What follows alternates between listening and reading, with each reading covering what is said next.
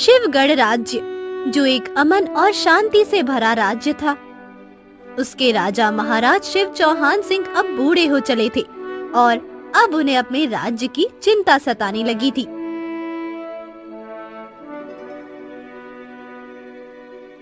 महाराज, आपको क्या हुआ है? आप सदा एक अजीब सी चिंता में खोए से दिखते हैं। सब ठीक तो है ना? हाँ, अरे चिंता तो होगी ना महारानी। अरे हमारा राज्य एक चैन की जिंदगी जीता है।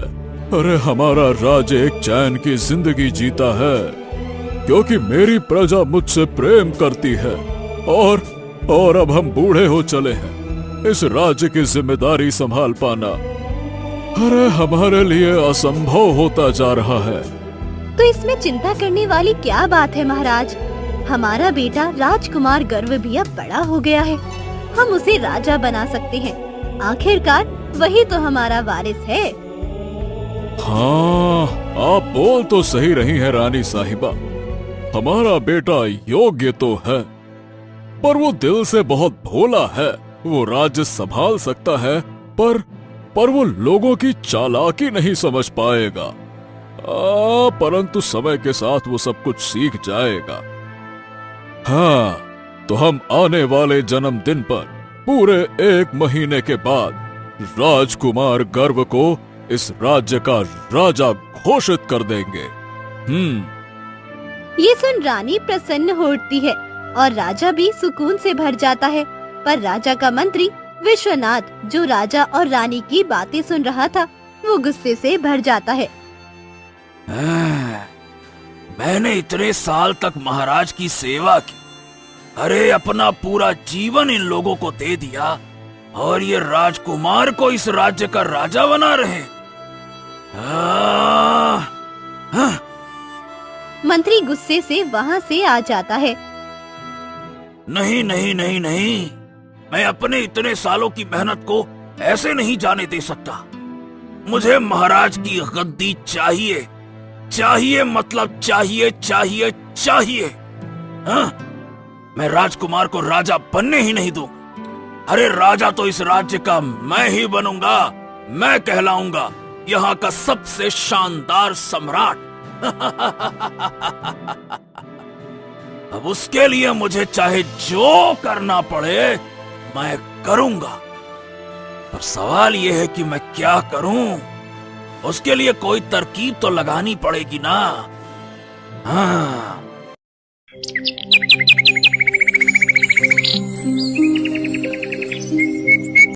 दो दिन ऐसे ही बीत जाते हैं, पर मंत्री को कोई तरकीब नहीं सूझती। तभी उसे कुछ याद आता है और वो गांव में एक गरीब आदमी के घर पहुंचता है। वहाँ उसे एक खूबसूरत लड़की नजर आती है। आप कौन हैं और यहाँ क्यों आए हैं? मैं इस राज्य का मंत्री हूँ और मुझे तुम्हारी मदद चाहिए। लेकिन मैं एक मामूली सी लड़की हूँ, एक मंत्री की कैसे मदद कर सकती हूँ? मैंने सुना है कि तुम इस पूरे राज्य और आसपास के गांव की सबसे सुंदर लड़की हो। और मैंने ये भी सुना है कि तुम्हारे घर पर पैसों की तंगी है। देखो, तुम मेरी मदद करो और बदले में मैं तुम्हें अभी के अभी सोने की 10 मुद्राएं दे दूंगा। बोलो, सौदा मंजूर? ये सुनकर वो लड़की मेघा बहुत खुश हो जाती है। सोने की 10 मुद्राएं दीजिए और बताएं मुझे करना क्या होगा। ये हुई ना बात। ठीक है, सुनो, तुम्हें राजकुमार गर्व को अपनी सुंदरता से मोहित करना होगा, उनको अपने प्रेम जाल में फंसाना होगा। उसके बाद क्या करना है ये मैं तुमको बाद में बताऊंगा, ठीक है ना? लेकिन इतने बड़े काम के लिए सिर्फ 10 मुद्राएं? राजकुमार को अपने प्रेम जाल में फांसना आसान काम तो नहीं है। हाँ, मैं जानता हूँ, लेकिन हाँ, ये सिर्फ अभी के लिए है। एक बार मेरा काम हो जाए, उसके बाद तो मैं इस राज्य का राजा बन जाऊंगा ना। अरे तुमको और तुम्हारे परिवार को महल में रहने की जगह भी दूंगा। हाँ, और धन की कोई कमी नहीं होगी तुम्हारे पास। अरे निश्चिंत रहो तुम। हमें राजा तो बनने दो, तुम्हारी भी अच्छी खातिरदारी होगी, समझ गई? जाओ जाओ, मन लगाकर मोहित करो उसे, जाओ। ठीक है, मुझे मंजूर है। आप बस ये बताएं, राजकुमार मिलेंगे कहाँ?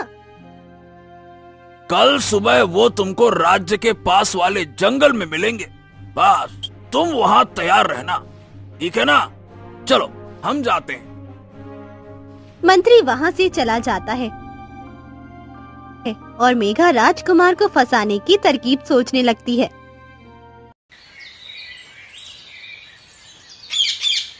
उधर राजकुमार सुबह सुबह रोजाना की तरह सैर करने के लिए निकलता है। जैसे उस जंगल से गुजरा, तभी उसकी नजर एक खूबसूरत लड़की पर पड़ती है, जो उस वक्त तालाब से पानी निकाल रही थी। तभी अचानक मेघा को चक्कर आया और वो जैसे ही गिरने वाली थी, तो राजकुमार झट से मेघा का हाथ पकड़ लेता है। अरे अरे अरे अरे अरे अरे अरे, संभल कर सुंदरी, अभी आप गिर जाती तो। शुक्रिया ए मुसाफिर, आपने तो मुझे बचा ही लिया। राजकुमार ने मेघा को इतने करीब से देखा तो वो उसकी सुंदरता में खो ही जाता है। मेरा नाम मेघा है, यहीं पास में ही रहती हूँ। आप कौन हैं और यहाँ कैसे? पहले आपको कहीं नहीं देखा। मैं हूँ राजकुमार गर्व। मैंने भी आपको पहली बार ही देखा है। और मैं क्या कहूँ, मतलब मुझे तो देखते ही आपसे प्रेम हो गया सुंदरी। आहा, आपकी सुंदरता ने तो मुझे दीवाना बना दिया है।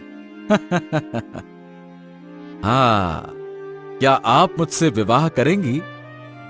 ये सुनकर मेघा मन ही मन बहुत खुश हो जाती है। ये तो बिना मेरी कोई योजना के ही मेरा दीवाना हो गया। चलो, मेरा काम तो आसान हो गया है। अरे, आप क्या सोच रही हैं सुंदरी? मैं यही सोच रही हूँ राजकुमार, आप जैसे राजकुमार से किसको प्रेम नहीं होगा, पर मैं एक गरीब लड़की हूँ, मैं आपसे प्रेम नहीं कर सकती। आप एक राजकुमार हैं, हमारे परिवार इस रिश्ते को कभी नहीं मानेंगे। आप उसकी तो चिंता ही मत कीजिए, मैं अपने और आपके दोनों परिवार को मना लूंगा, ठीक है? आप बस एक बार हाँ तो कह दीजिए, उसके बाद सब कुछ मुझ पर छोड़ दीजिए। नहीं राजकुमार, आपको किसी राजकुमारी से ही विवाह करना चाहिए। अरे अरे अरे अरे, हमें राजकुमारी से नहीं आपसे प्रेम हुआ है, तो विवाह भी आपसे ही करेंगे ना। ठीक है राजकुमार, हमें कल तक सोचने का समय दीजिए, हम कल आपको यही अपना फैसला बता देंगे। राजकुमार खुशी खुशी महल वापस लौट जाता है। उधर मेघा मंत्री से एक गुप्त जगह पर मिलती है। कहो कहो, क्या खबर लाई हो? राजकुमार फंसे कि नहीं फंसे तुम्हारे प्रेम जाल में, बोलो। ये तो बहुत ही आसान था मंत्री जी। राजकुमार पहली नजर में ही बिना मेरी कोई तरकीब लगाए मुझ पर लट्टू हो गए हैं।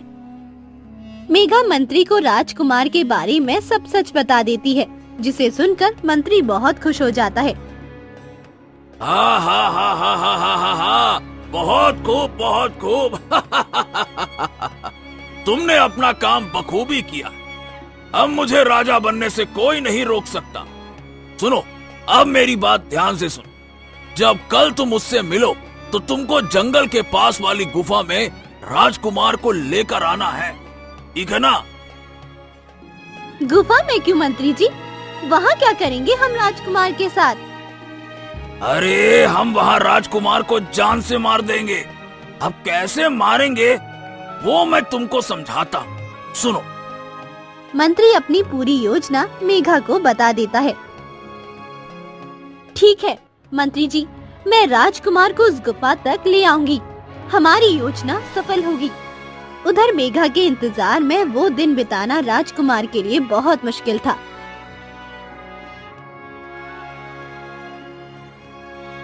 सुबह होते ही वो मेघा से मिलने उसी जंगल में आ जाता है। आप आ गए राजकुमार? हाँ सुंदरी। मैं वादा करता हूँ कि मैं अपने और तुम्हारे पिता दोनों को मना लूंगा। बस आप एक बार हाँ कह दें उसके बाद सब कुछ मैं देख लूंगा। ठीक है राजकुमार, मैं आपसे विवाह करने के लिए तैयार हूँ, लेकिन आपको मेरी एक शर्त माननी होगी। शर्त? कैसी शर्त? मुझे आपकी वैसे तो हर शर्त मंजूर है, कहिए। ठीक है, फिर मेरे साथ आप उस गुफा में चलिए, वहीं मैं आपको अपनी शर्त बताऊंगी। अच्छा ठीक है, चलिए। उधर मंत्री एक शिकारी के साथ उसी गुफा में छिपा हुआ था। मेघा राजकुमार को उस गुफा की तरफ ले जाने लगती है। सुनो, तुमको पता है ना तुमको क्या करना है? हाँ हाँ, मुझे सब पता है। मैं इस टोकरी में एक जहरीला सांप लेकर आया हूँ। अरे राजकुमार के आते ही सांप राजकुमार के ऊपर छोड़ दूंगा, जिससे कि वो राजकुमार को डस लेगा और राजकुमार की मौत हो जाएगी। आप निश्चिंत रहिए, सब पता है। बहुत तेज खोपड़ी है अपनी। हाँ हाँ, तेज खोपड़ी। चलो, बहुत बढ़िया, सब पता है। अब देखते हैं तुम क्या खेल करते हो। चलो। मेघा राजकुमार को लेकर उस गुफा में आ जाती है और उसे बातों में उलझा लेती है। जल्दी से ये सांप छोड़ दो, अब छोड़ दो। शिकारी टोकरी खोलकर सांप छोड़ देता है।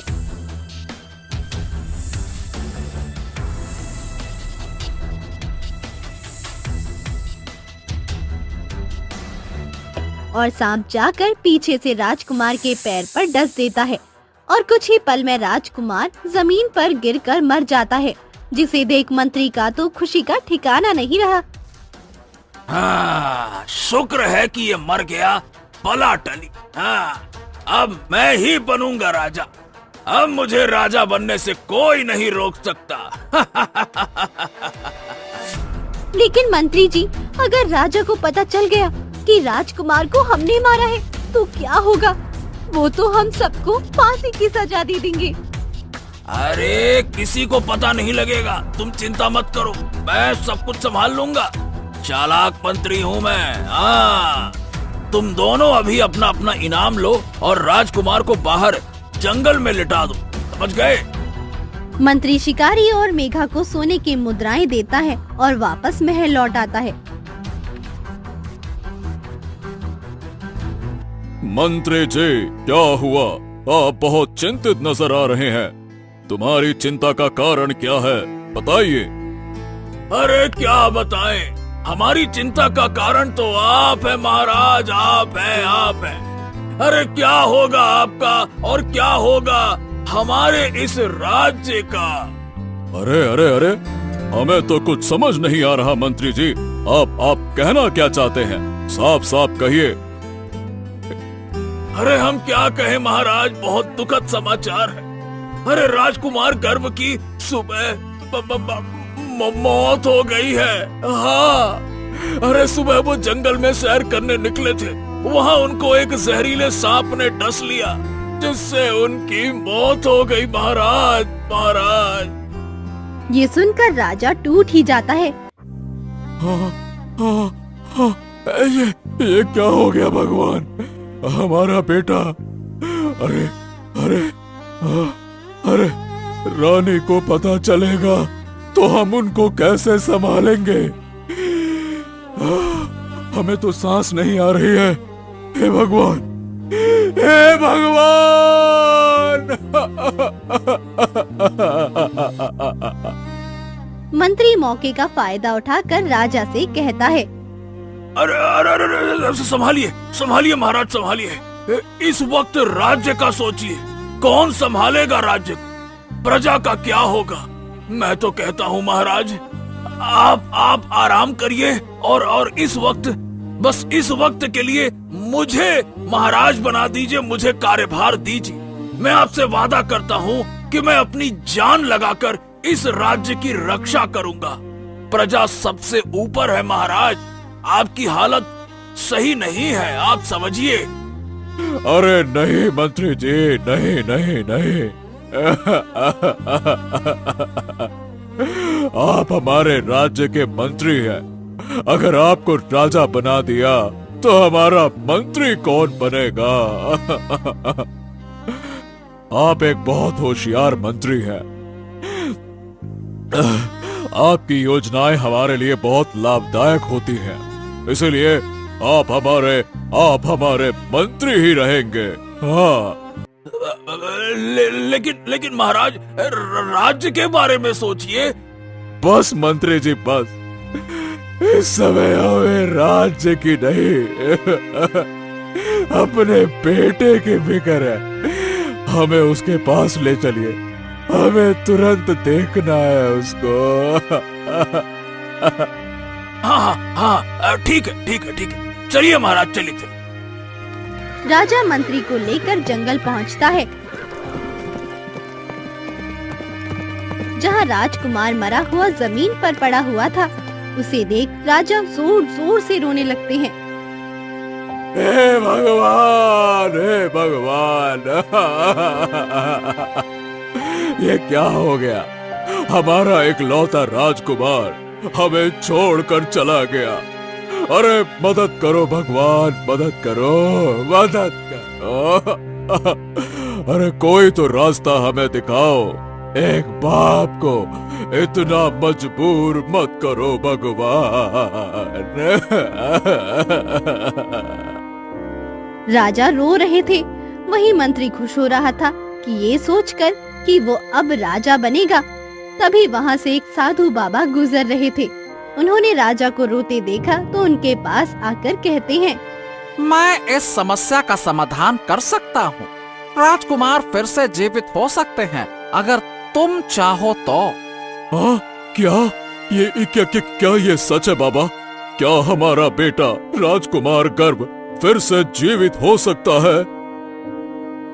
अवश्य हो सकता है, परंतु उसके लिए तुमको कड़ी परीक्षा पार करनी होगी।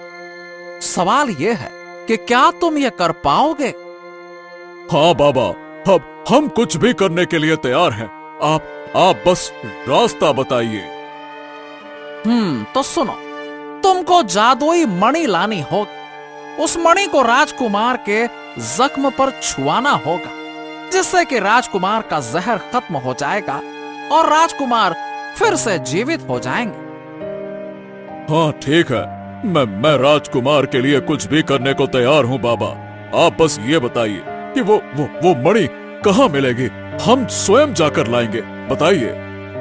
तो सुनो, गांव के पिछले हिस्से से होकर एक रास्ता गुजरता है।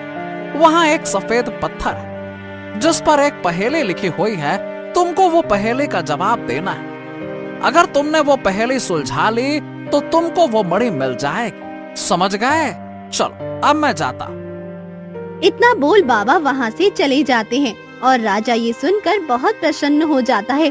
तो वही मंत्री चिंता में आ जाता है। हम सुबह निकलेंगे मंत्री जी उस सफेद पत्थर के पास।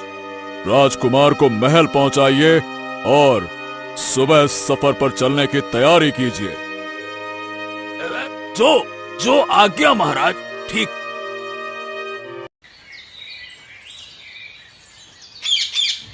सुबह होते ही मंत्री उठ जाता है और बैठता है और खुद से कहता है, अगर राजा ने राजकुमार को जीवित कर लिया तो मैं तो राजा कभी बन ही नहीं पाऊंगा। मुझे राजा से पहले वहां पहुंचना होगा।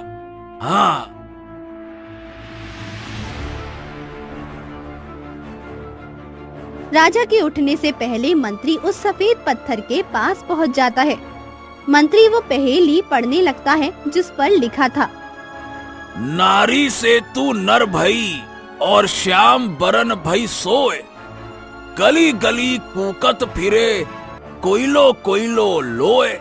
है फिर से पढ़ता हूँ, नारी से तू नर भई और श्याम बरन भई सोए, गली गली कूकत फिरे कोयलो कोयलो लोए। ये क्या है? इस पहेली का क्या मतलब है? ससुरा, मुझे तो कुछ समझ ही नहीं आ रहा है। कैसी विचित्र पहेली है। अरे भगवान, ये कहाँ फंसा दिया लाकर बीच रास्ते में। अब कैसे सुलझाऊं मैं इसको? मुझे तो कुछ समझ नहीं आ रहा।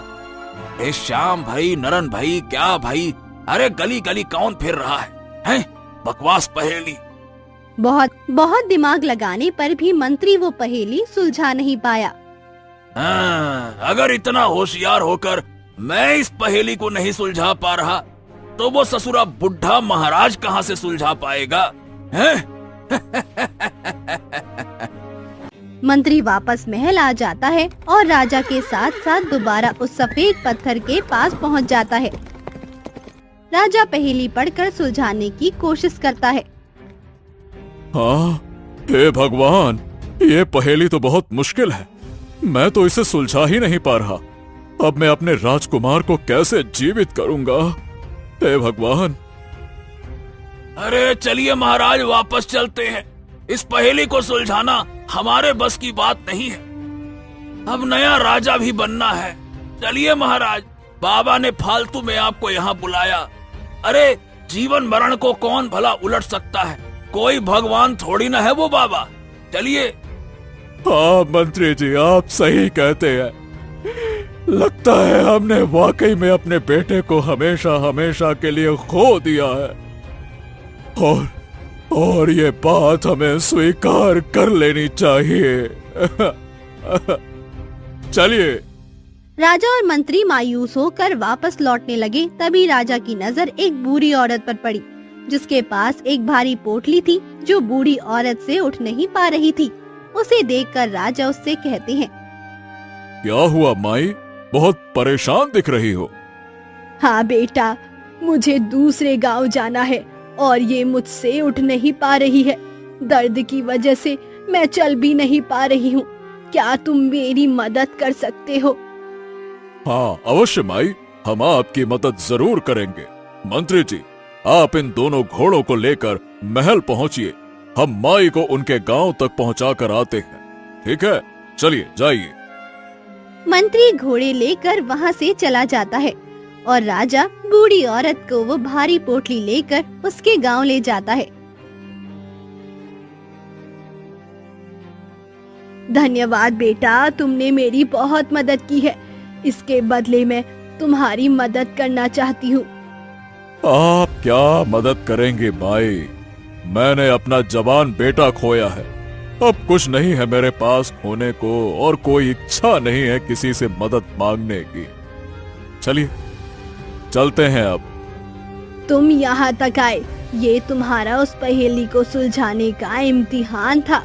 मैं तुमको उस पहेली का उत्तर बता सकती हूँ जिससे तुम उस मणि तक पहुँच पाओगे। ये सुनकर राजा की खुशी का ठिकाना ना था।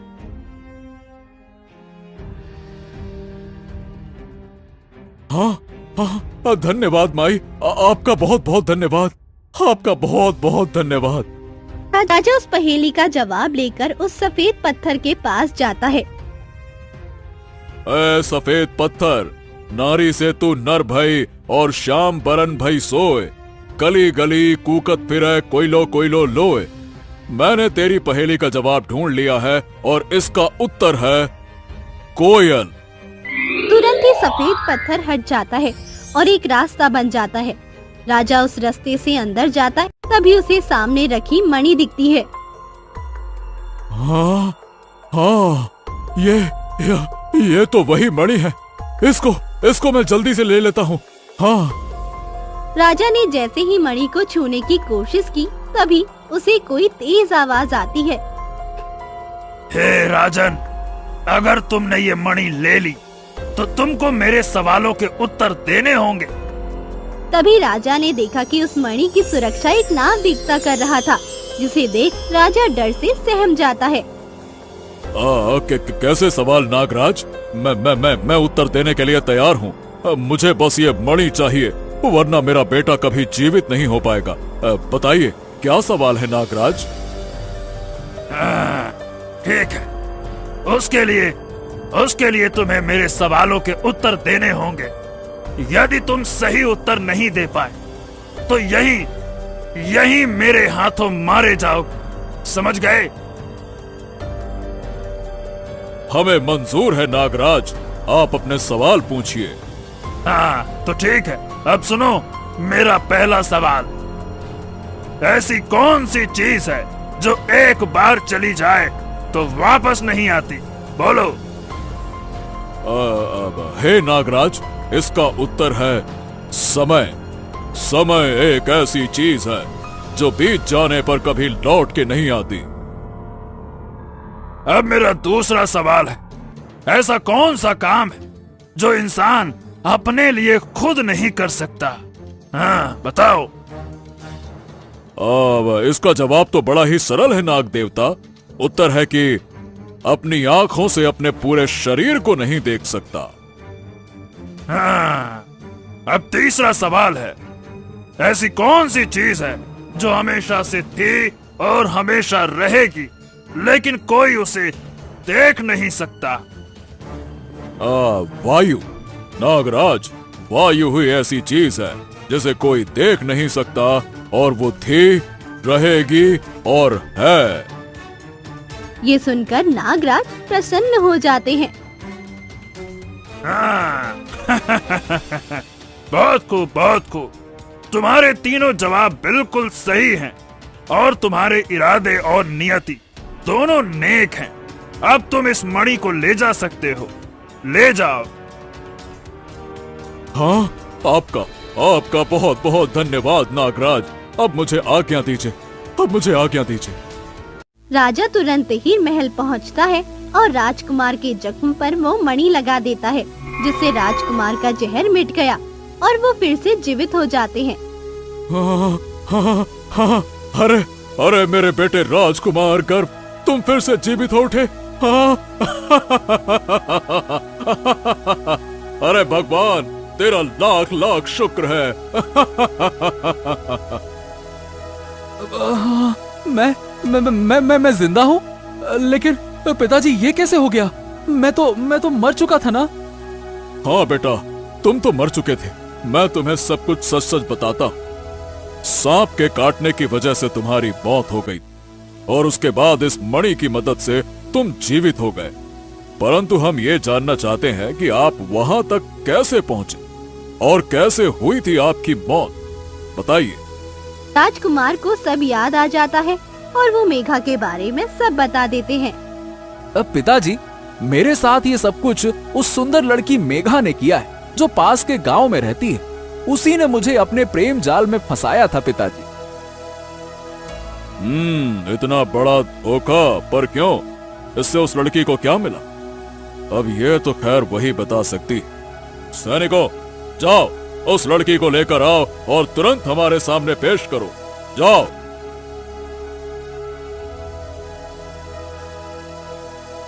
राजा के हुक्म के मुताबिक मेघा को तुरंत राज दरबार में पेश किया जाता है। तुम्हारा सच सबके सामने आ चुका है।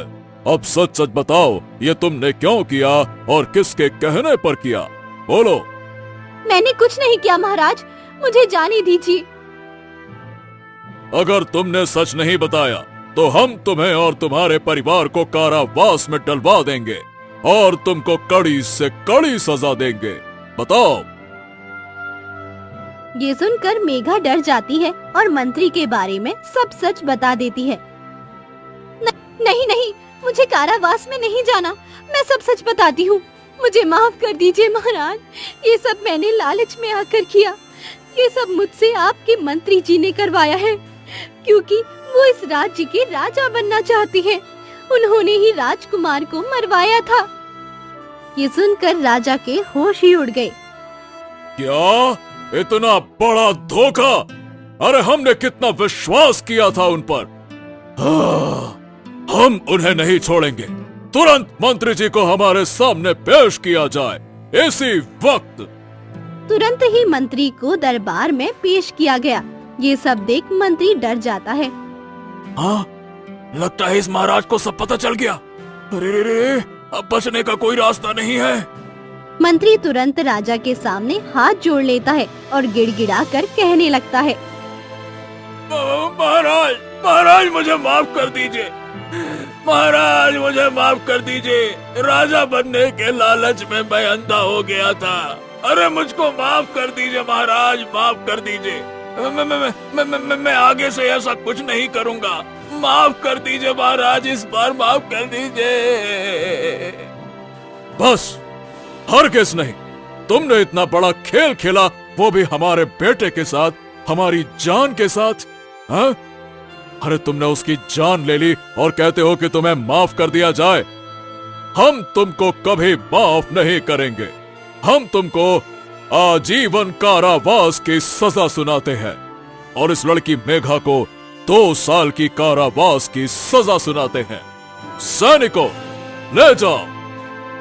राजा मंत्री और मेघा को कारावास में डलवा देता है और राजकुमार को उस राज्य का राजा बना देता है। सालों बीतने पर भी राजा खुश था, क्योंकि राजकुमार एक अच्छा राजा साबित हुआ और वो राज्य हमेशा खुशहाल राज्य बना रहा।